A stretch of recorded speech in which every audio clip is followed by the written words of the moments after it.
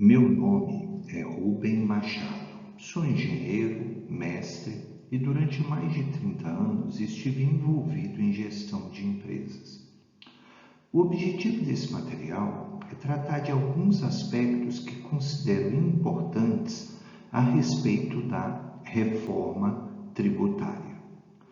Observando as discussões a respeito das propostas de emendas à Constituição 45 e 110, não consigo entender como, em um mundo digital, abordagens analógicas ainda podem ser consideradas.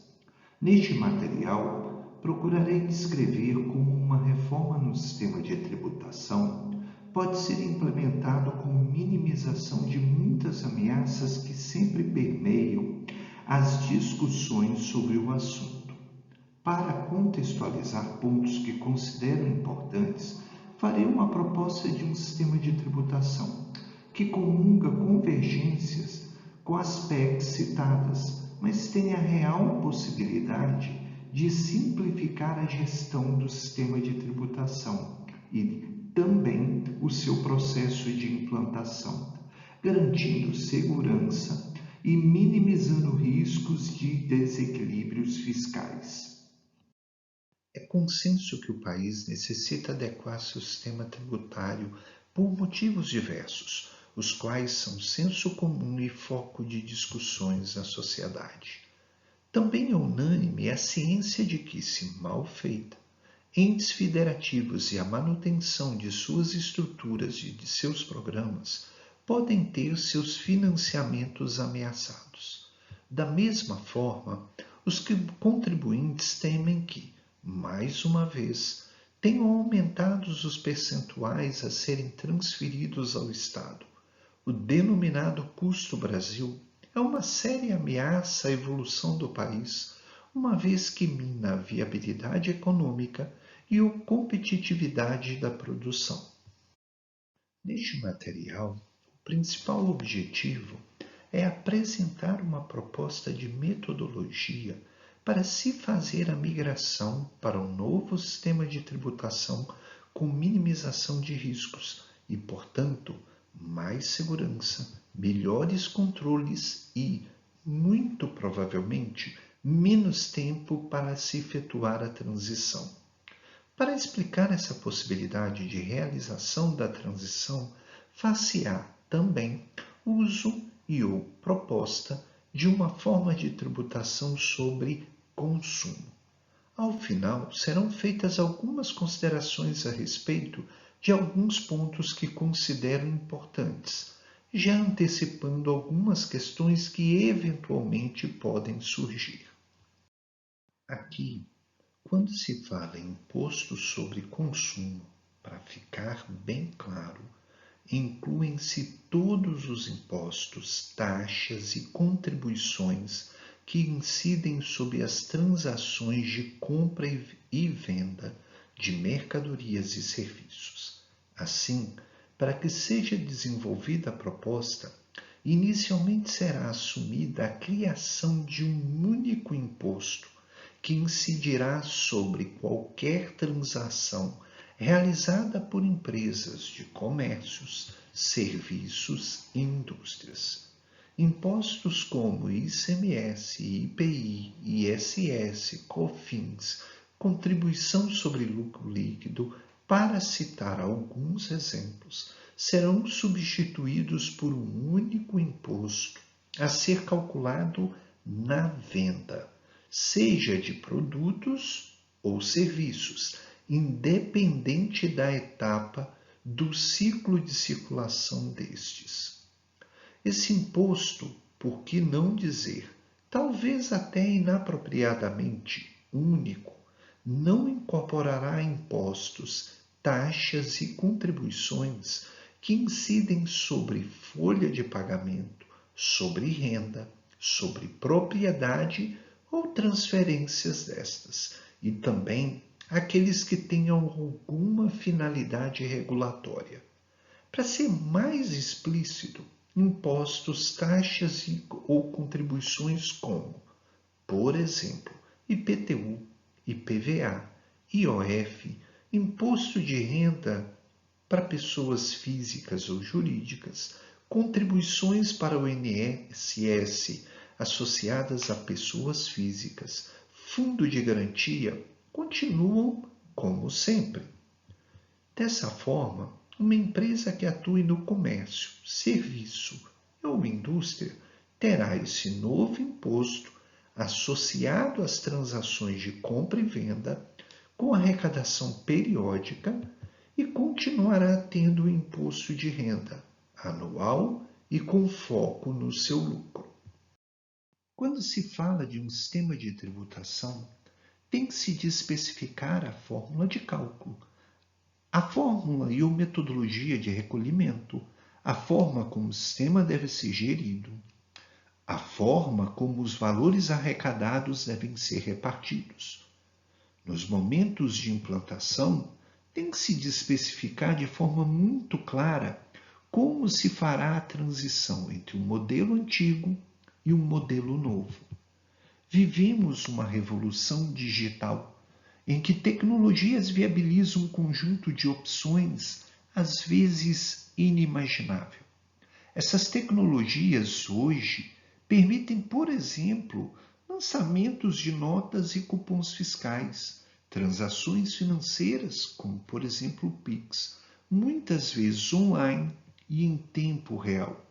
Essa é a realidade atual e, portanto, essa é a realidade que deve ser considerada ao se propor um novo sistema de tributação.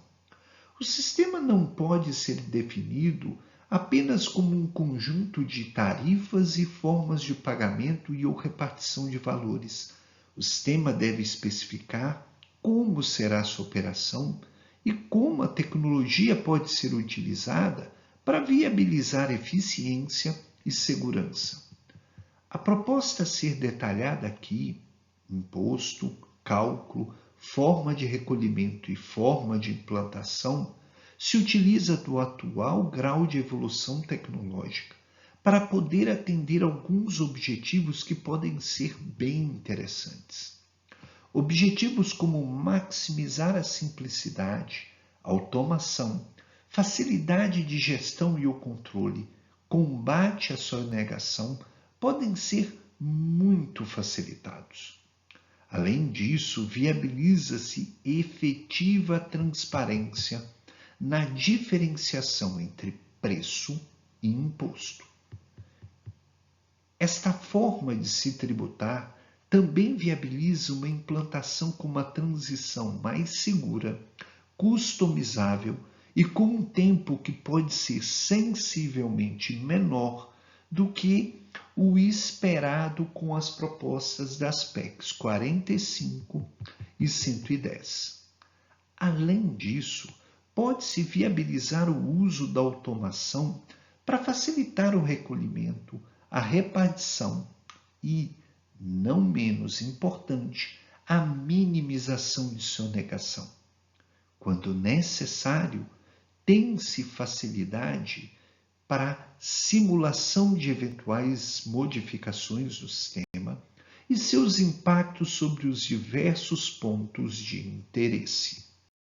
O que se vai propor aqui é muito similar com uma experiência que nós, brasileiros com um pouco mais de idade, já vivenciamos: a implantação do Plano Real com o uso da URV, uma unidade de referência para valor, meio de pagamento.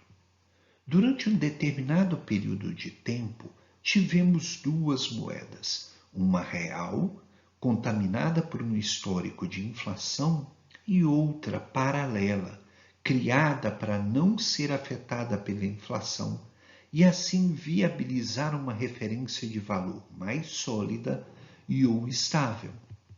Durante um certo período de tempo, as duas conviveram. A referência de pagamento paralelo nessa transição foi sendo amadurecida, testada e foi sendo absorvida pela sociedade, de formas que suas características e ou valores permitiram que visões e ou comportamentos fossem sendo moldados.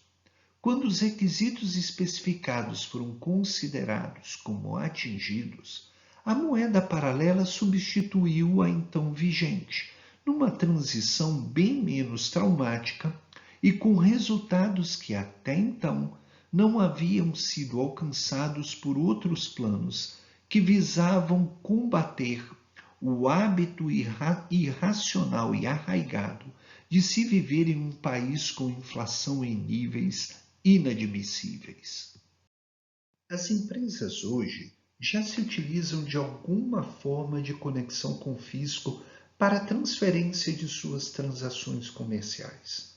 Então, já se tem tecnologias que permitem a transmissão de informações para o fisco.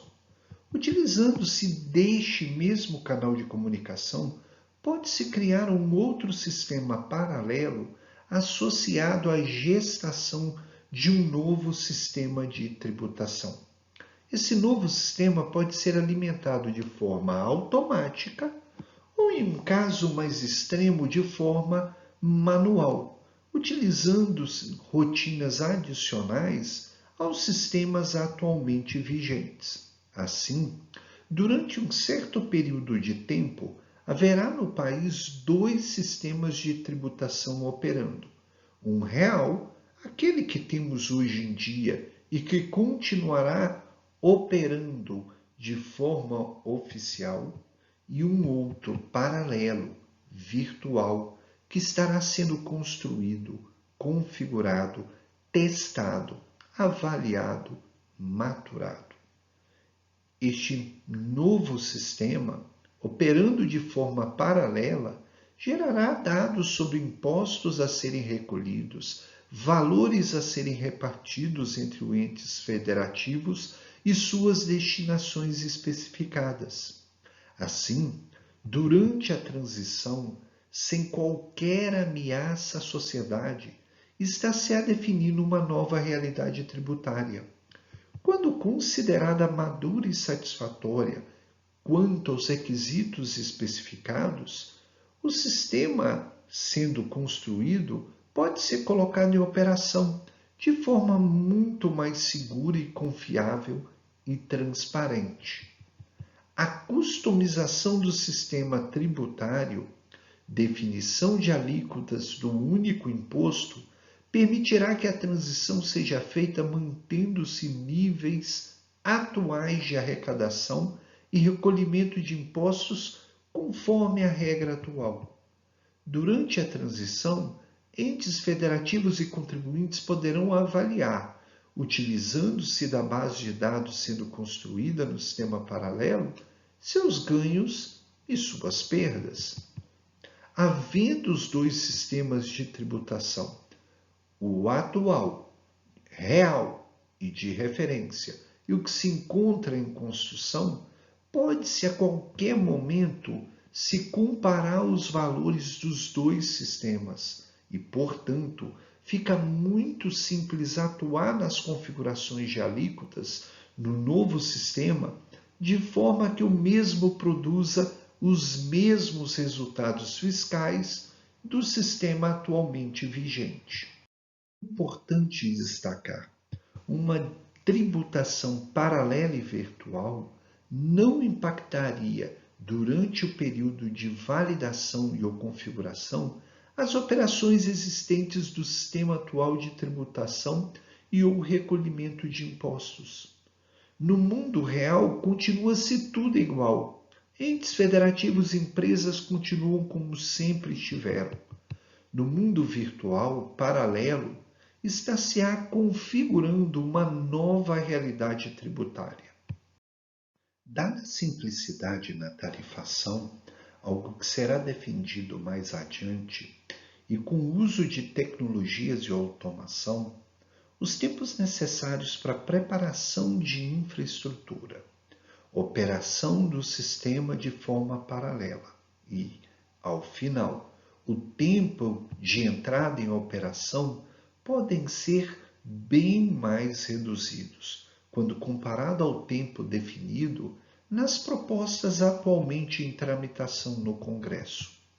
Outra vantagem: a negociação e a validação de alíquotas e impactos pode ser feita durante o período de implantação de infraestrutura e também durante o período de operação em paralelo. Qualquer análise de impactos pode ser validada com base nos dados sendo gerados e alimentados no sistema. Está-se-á tomando decisões com base no que está efetivamente sendo gerado. As chances de erros e injustiças podem ser minimizadas de forma considerável. Na sequência, irei explicitar alguns pontos ou possibilidades que considero importantes a respeito deste único imposto e da forma como viabilizar a operação do sistema. Para ilustrar, serão apresentados dois exemplos. Assumindo o único imposto nas transações de compra e venda de mercadorias ou serviços, e que o sistema estará inicialmente operando de forma paralela, virtual, ou seja, não estará impactando os valores pagos ou arrecadados, não interessa a priori o valor da alíquota inicialmente definida para a entrada de operação do sistema.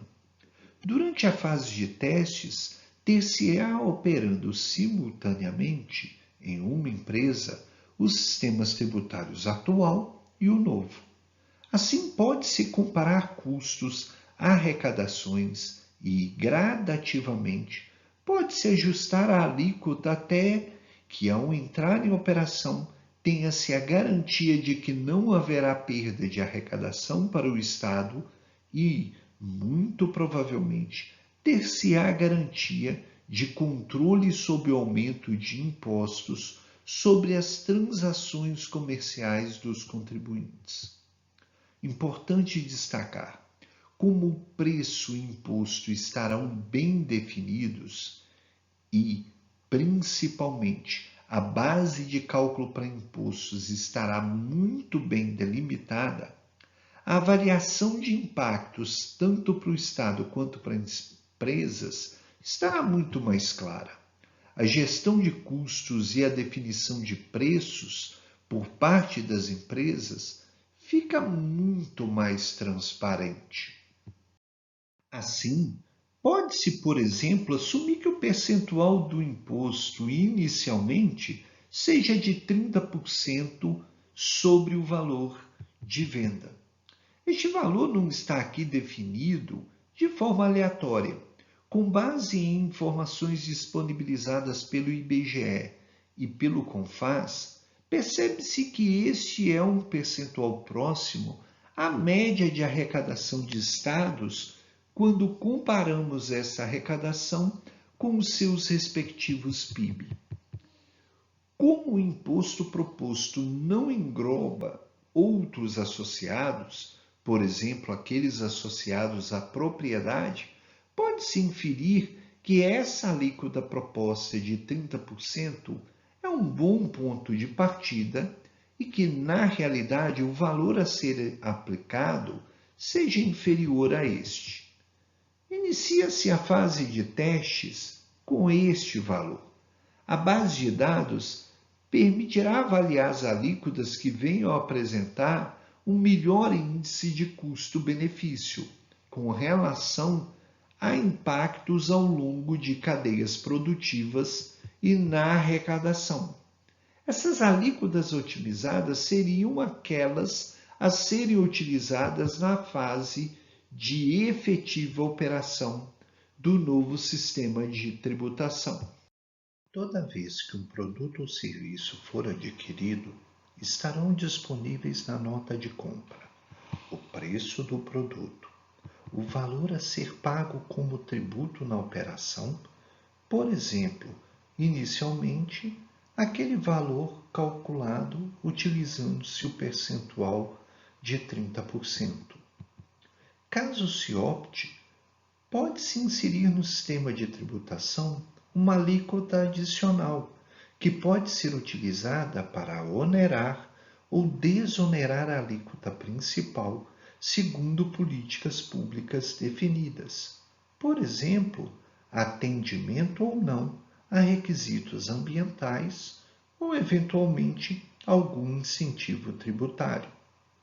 Na nota fiscal estará discriminado valor associado a algum desconto ou encargo adicional que aquele vendedor ou produto possui.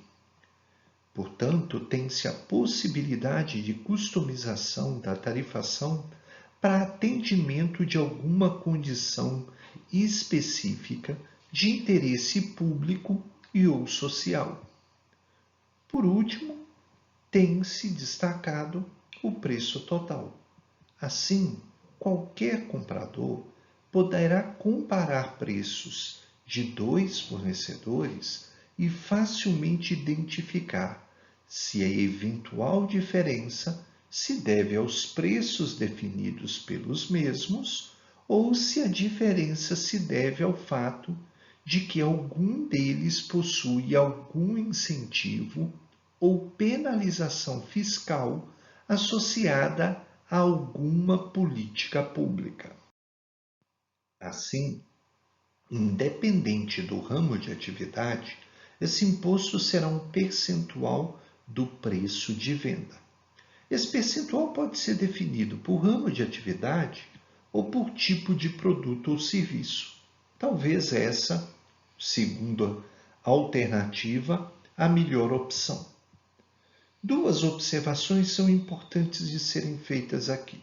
Primeiro, como o foco é simplificar, é pertinente se definir o menor número possível de alíquotas diferentes.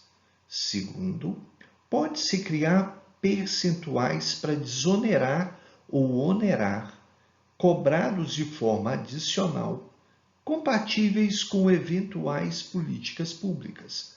Novamente, o mais conveniente, do meu ponto de vista, seria limitar os valores diferentes possível para essa alíquota adicional.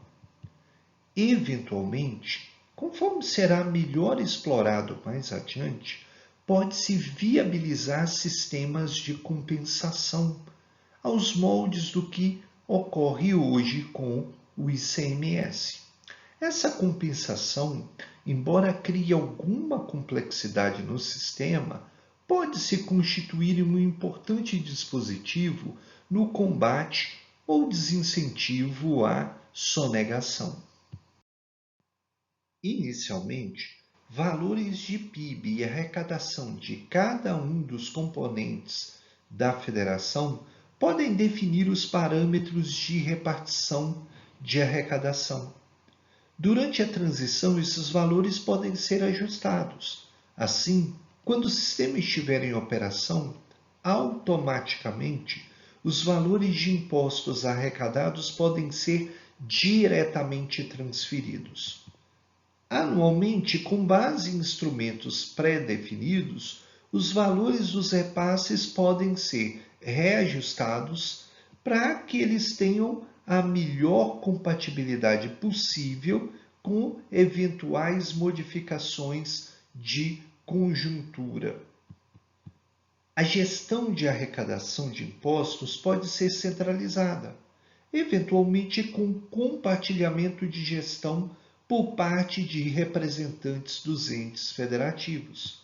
Com a redução de demandas humanas por parte da gestão do sistema de arrecadação, os quadros de fiscalização podem ser reforçados com aquela liberação de servidores antes responsáveis pela gestão do sistema de tributação. Para entendermos melhor a metodologia de gestão desse sistema de tributação proposto, vamos assumir uma indústria que, para produzir um determinado produto, tem que adquirir uma única matéria-prima de algum fornecedor, utilizar algum serviço de terceiro, realizar uma série de serviços na sua estrutura, utilizando sua própria mão de obra. Durante o processo de fabricação, estará sendo utilizada energia elétrica, que é fornecida por alguma concessionária.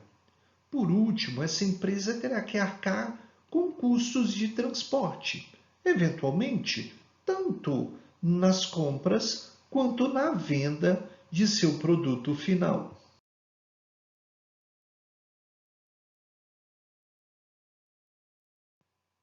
Para a gente tornar mais claro o entendimento da metodologia envolvida nesse sistema de tributação proposto, nós vamos atribuir valores, ou seja, preço, para cada um dos itens, dos insumos necessários para a produção, né, dessa mercadoria de nossa empresa hipotética.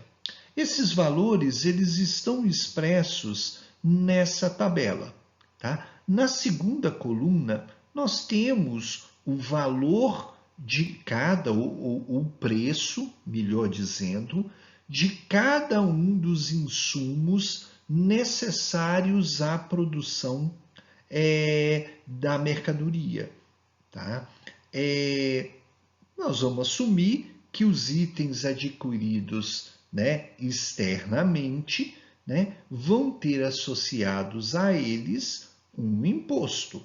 Né? Então, por exemplo, ao adquirir aquela única matéria-prima, a empresa vai receber junto com ela uma nota fiscal em que vai estar estipulado lá o preço, no caso aqui, suposto R$ 10, mais o valor do imposto. O imposto aqui está sendo calculado usando aquela alíquota hipotética inicial de 30%. Então, ao fazer a aquisição daquela matéria-prima, né, que vai ser ali o primeiro insumo para a produção da mercadoria, a empresa vai receber uma nota, né, em que o preço dessa matéria-prima é R$ 10, o valor do imposto é 3 e o valor total a ser pago para aquele fornecedor vai ser de R$ 13. A gente está assumindo que aquela alíquota adicional que eventualmente pode ser utilizada para atender alguma demanda, né, social, ou fiscal, tributária, ela está zerada. Tá? A mesma coisa vai acontecer com os outros insumos, o serviço externo, aqui está suposto o preço é 5, o valor do imposto 30% de R$ 5, R$ 1,50. Os serviços internos, como eles vão estar sendo realizados na nossa própria empresa, a gente não tem nenhum imposto associado, porque a gente deve lembrar que o imposto sendo proposto não engloba, por exemplo, né, tarifas, contribuições de folha de pagamento. A energia elétrica, né, ela vai estar adquirindo de uma concessionária de energia, estamos supondo R$ 5, o imposto R$ 1,50, o custo para a produção dessa mercadoria vai ser, incluindo o imposto, R$ 6,50. E algo similar com os custos de transporte. Então, o que vai acontecer? Para que essa nossa empresa consiga produzir a sua mercadoria, o custo total envolvido aí, né, vai ser relativo aos preços de aquisição, R$ 32. Os impostos vão totalizar R$ 6,60. O custo total para a empresa, incluindo preços mais impostos, R$ 38,60. Essa empresa ela vai ter lá a sua planilha de custos, a gente vai supor que ela vai introduzir ali o seu lucro, né? E vai ofertar essa mercadoria a R$ 75. Tá? quando ela for vender essa mercadoria, na nota fiscal vai ter lá o preço, R$ 75, o valor do imposto associado a esse preço. Neste caso, de novo, estamos utilizando o percentual hipotético inicial de 30%, por isso que o valor do imposto deu R$ 22,50 e, finalmente, o valor de venda dessa mercadoria, R$ 97,50. Assim, quando essa nossa empresa hipotética for fazer as suas compras para produzir a sua mercadoria, ela vai realizar essas compras utilizando notas fiscais. Toda vez que essas notas fiscais forem lançadas, forem emitidas, no sistema da Receita vai ficar registrado os dados referentes a essas transações. Então, lá no sistema na Receita, vai estar lá armazenado o nome de cada fornecedor, o preço de cada um dos itens e o valor associado de imposto. Mensalmente, quando da data de pagamento de impostos devidos, serão buscados os dados disponíveis na Receita em que constam todas as transações realizadas pela empresa no período base de referência. Conforme já mencionado, aqui a gente tem duas possibilidades. A primeira seria a situação em que não se está prevendo a compensação de impostos pagos nas transações de compra. Neste caso, a empresa terá que pagar imposto calculado sobre as suas transações de venda.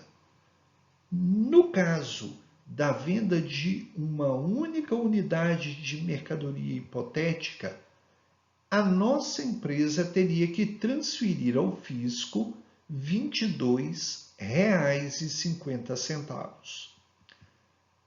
A outra possibilidade é aquela em que se prevê a possibilidade de compensação, que é eu poder subtrair do imposto devido associado às minhas vendas os valores de impostos que eu paguei quando eu realizei o processo de compra, né, associados à operação normal da minha empresa.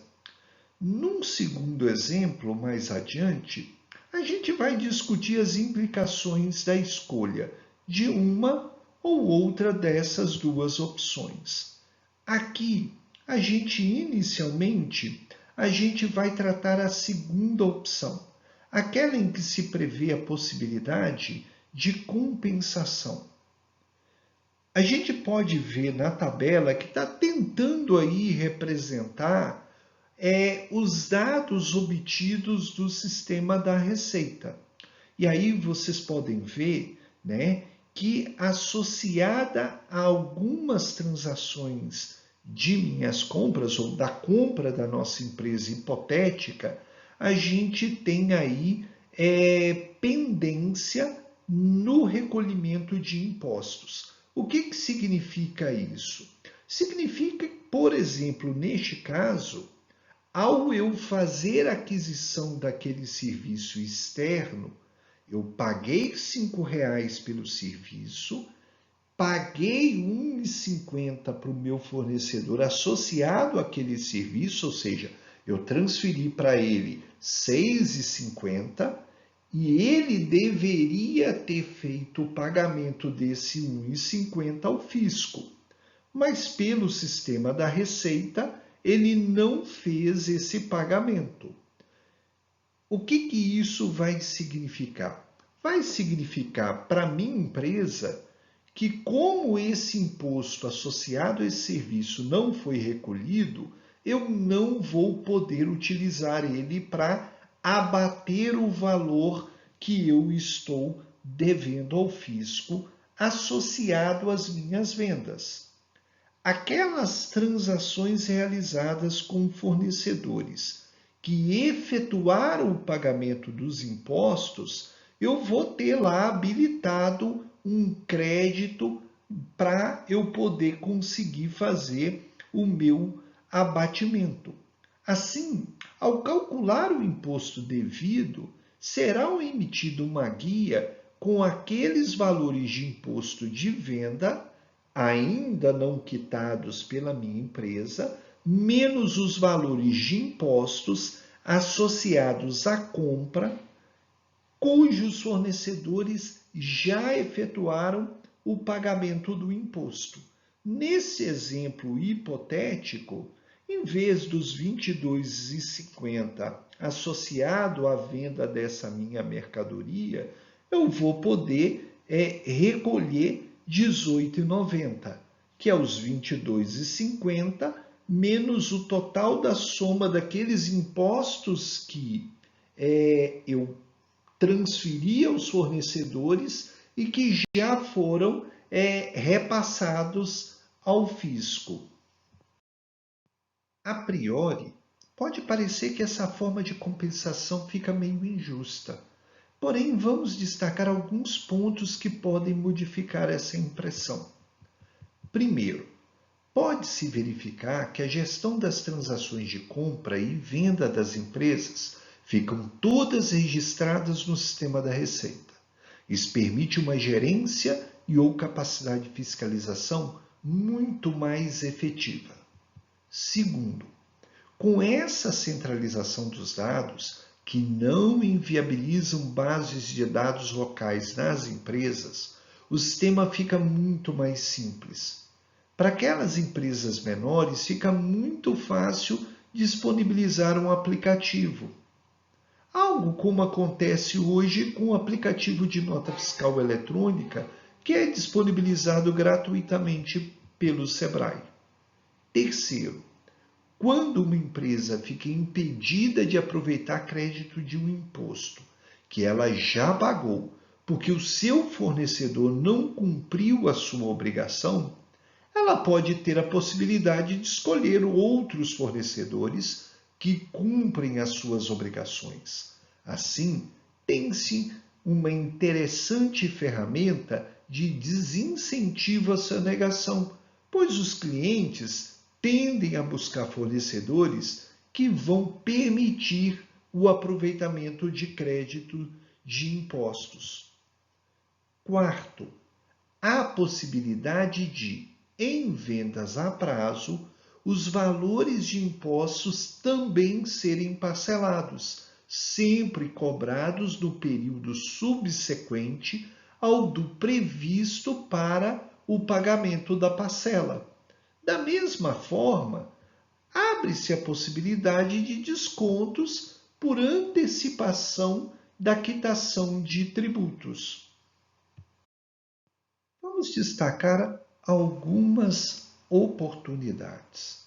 Por exemplo, tem-se a possibilidade, quando conveniente, como por exemplo nas compras de maior valor agregado, de se automatizar o pagamento do imposto no ato do pagamento da compra. Ou seja, quando o consumidor efetua o pagamento, a parte do imposto já é transferida automaticamente à Receita, mantendo-se a possibilidade de créditos. Por exemplo, quando da compra de um automóvel ou quando um posto de gasolina faz uma compra de grande volume de combustível. Se as empresas se utilizam de meios eletrônicos de pagamentos, por que o fisco não pode se utilizar desses instrumentos no recolhimento de impostos? Mesmo quando o comprador é consumidor final, suas compras que estarão vinculadas ao CPF ou ao CNPJ, pode-se permitir descontos no pagamento de outros impostos, como, por exemplo, o imposto de renda. Isso pode incentivar indiretamente um melhor controle da sonegação. Por exemplo, pode-se privilegiar descontos em transações mais sujeitas à sonegação. Digamos, em um exemplo hipotético, que serviços de construção civil em reformas de imóveis são atividades em que se detecta a sonegação de impostos de forma substancial. Pode-se permitir, por exemplo, que um percentual dos impostos associados à contratação de mão de obra, nesses casos, possa permitir abatimento no IPTU. Ressalta-se que, neste caso, a base de dados IPTU deve estar incluída na base de dados total do sistema de tributação. Se o comprador for consumidor final, havendo vinculação de compras ao seu CPF, pode-se disponibilizar a esses cidadãos a possibilidade de que eles venham acompanhar se aqueles tributos que ele paga ao fazer as suas compras estão sendo efetivamente repassados ao Estado. Isso abre ao cidadão a possibilidade de fiscalizar e ou controlar os seus fornecedores. Para fornecedores, a priori, responsáveis pelo recolhimento dos impostos, pode-se viabilizar a forma de se vetar aproveitamento de créditos de impostos quando seus clientes estiverem em débito. Assim, uma empresa somente poderá aproveitar crédito de imposto no sistema de compensação se 1. Ela estiver adimplente com o seu fornecedor e 2. Se o fornecedor tiver feito o recolhimento do imposto associado àquela transação. Isso evita que uma empresa simule compras ou se utilize de compras não pagas para burlar o sistema de compensação de impostos. Com uma base de dados montada, fica muito mais fácil se avaliar o impacto de políticas fiscais, principalmente pela simplicidade da fórmula de cálculo. Continua-se tendo a possibilidade para definir quem deve efetuar o pagamento de imposto.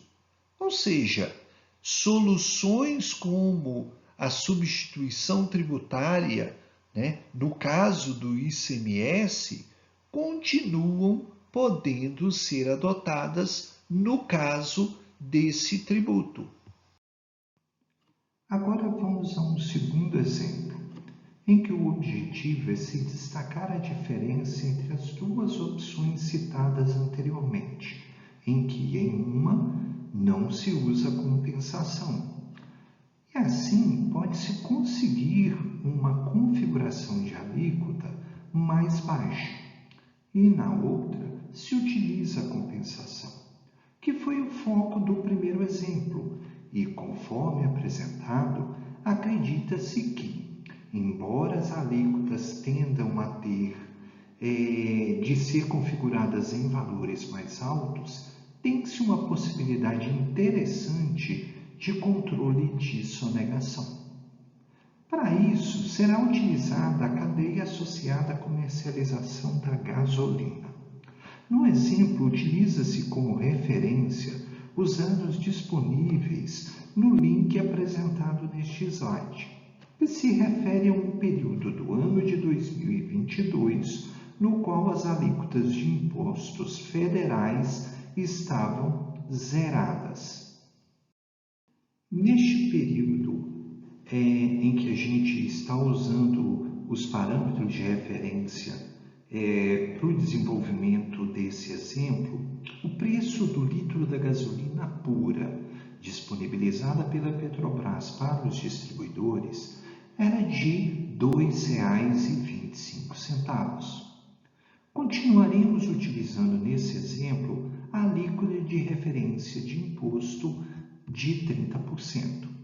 Para os objetivos desse exemplo, a alíquota é o menos importante, conforme poderá ser melhor compreendido na sequência.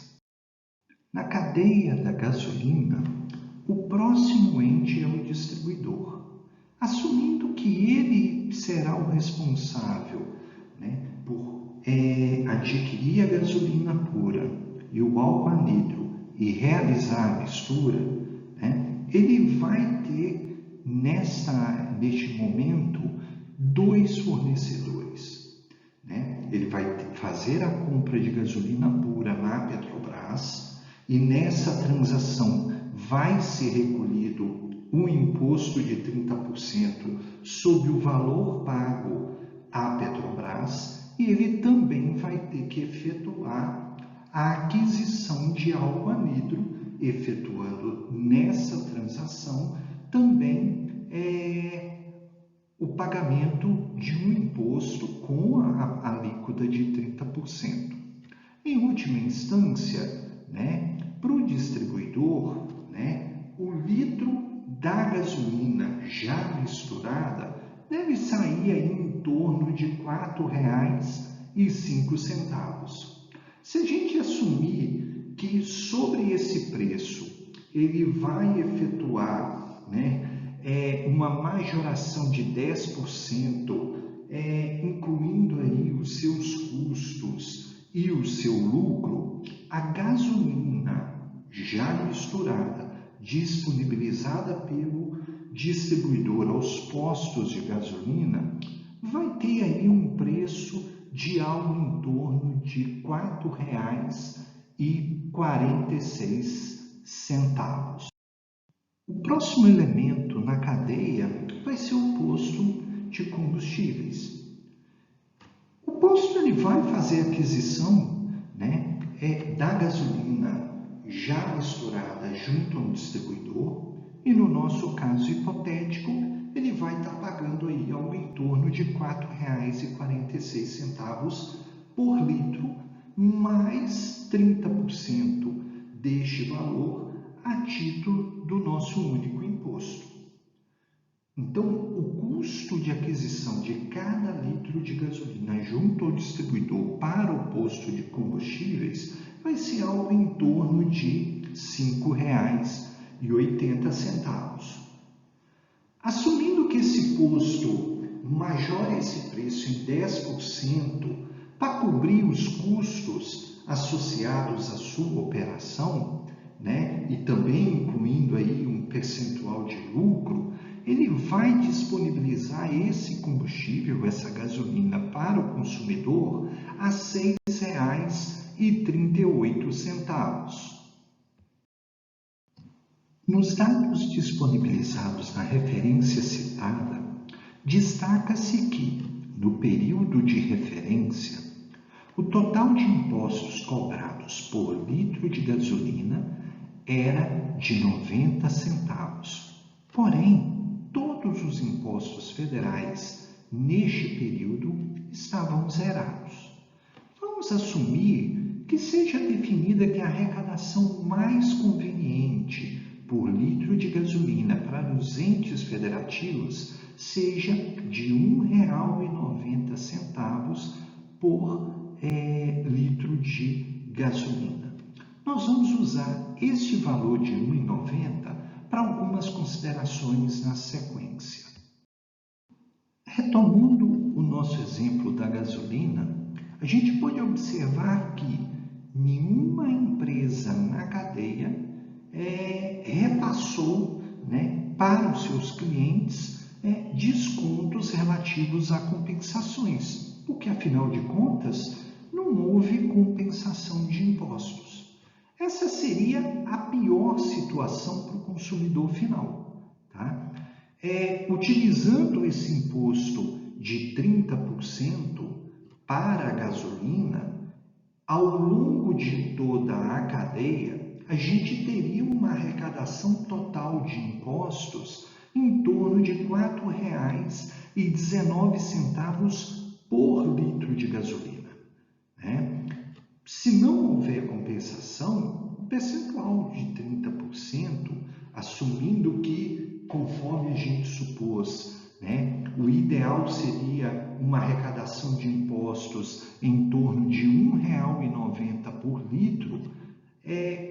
percentual de 30% é um valor muito alto. Então, quando o sistema estiver no período de transição sendo customizado, ajustado, muito provavelmente a alíquota iniciaria com um valor de 30% e teria o seu valor final de ajuste para algo em torno de metade desse valor, algo em torno de 15%. Ou seja, a gente consegue ajustar, configurar a alíquota para garantir a mesma arrecadação que a gente tem no sistema atual de tributação. Neste mesmo exemplo, se for permitida a compensação, ou seja, cada empresa ao longo da cadeia, ao efetuar o pagamento de seu imposto devido, puder subtrair aqueles impostos que foram pagos por ela na operação de compra, a gente pode ver que o total de impostos arrecadados ao longo da cadeia seria em torno de R$ 1,91. Ou seja, a gente, com a alíquota de 30%, a gente viabilizaria uma arrecadação ao longo da cadeia muito próximo daquele valor considerado como ideal. O consumidor, nesse caso, usando os valores, as referências que a gente utilizou neste exemplo, estaria aí pagando em torno de R$ 6,00 por litro de combustível, sendo que desses R$ 6,00, R$ 1,91 dizem respeito aos impostos.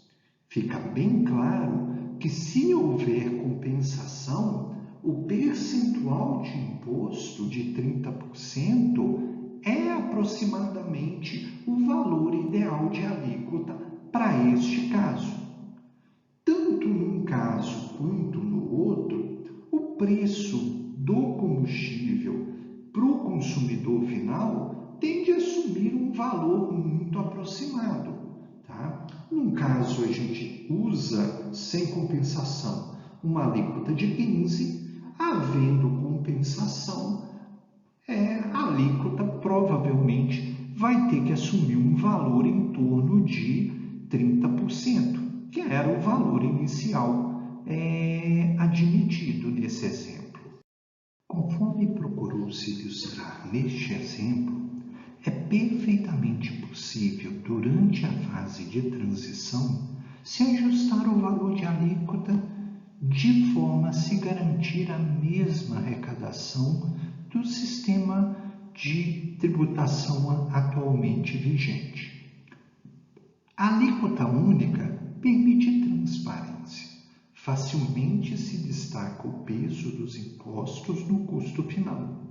Simplifica a gestão do sistema, mesmo utilizando-se um instrumento de compensação que, no formato proposto, pode viabilizar melhor controle de sonegação. Para o consumidor final, o preço será aproximadamente o mesmo. Antes, neste exemplo, ele pagava R$ 4,96, dos quais 90 centavos se referem a impostos, valor que ele não tem a menor possibilidade de facilmente identificar. Caso os impostos federais não estivessem zerados, o preço que ele estaria pagando, assumindo o valor arbitrado aqui de R$ 1,90 de impostos, o preço na bomba para ele seria em algo em torno de R$ 5,96. No novo sistema, na bomba, ele teria destacado o valor de R$ 6,01, assumindo-se a alíquota de 30% no caso de compensação e uma alíquota em torno de 15% no caso de não uso de compensação. De qualquer forma, ele sabe que o total de impostos naquele preço que ele vai estar pagando se refere àquele percentual definido. Conforme mencionado, quando cada imposto é pago, o percentual relativo a cada ente federativo ou a cada destinação é automaticamente distribuído. Para as empresas, isso significa muito. Ela não precisa gerar documentos e controlar pagamentos para uma lista complexa de tarifas e impostos. Para o Estado, uma vez configurada cada destinação, controles, ajustes e estudos de impacto ficam muito mais simples e administráveis. Para finalizar esse material, somente vou fazer algumas considerações ou reforçar alguns pontos que considero importantes.